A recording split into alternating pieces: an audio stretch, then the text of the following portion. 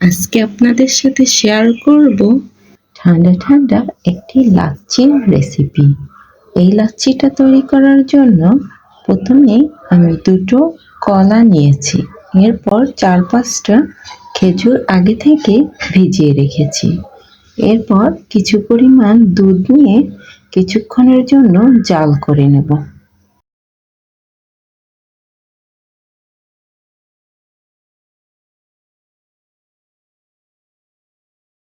কিছুক্ষণ জাল করে নিলাম। এরপরে কলা দুটোকে আমি এভাবে গ্রেট করে নিয়েছি, আর খেজুরগুলো থেকে বিচি আলাদা করে নিয়েছি। এখন একটি ব্লেন্ডারের জার নিয়ে নেব। এর মধ্যে খেজুর আর আগে থেকে গ্রেট করা কলাগুলো দিয়ে দেব।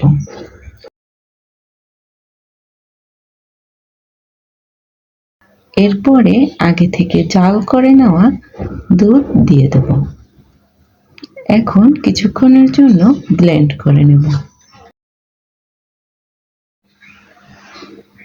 ব্লেন্ড করে নিলাম।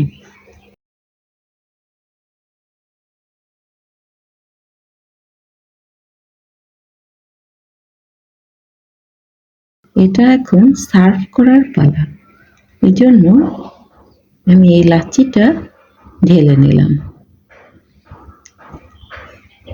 এরপর এর মধ্যে কয়েক টুকরা আইস দিয়ে দেব। ব্যাস তৈরি হয়ে গেল ঠান্ডা ঠান্ডা লাচ্ছি। এটা যদি ইফতারে থাকে তাহলে এক নিমিষে সকল ক্লান্তি দূর হয়ে যাবে। আশা করছি ভিডিওটি ভালো লাগবে।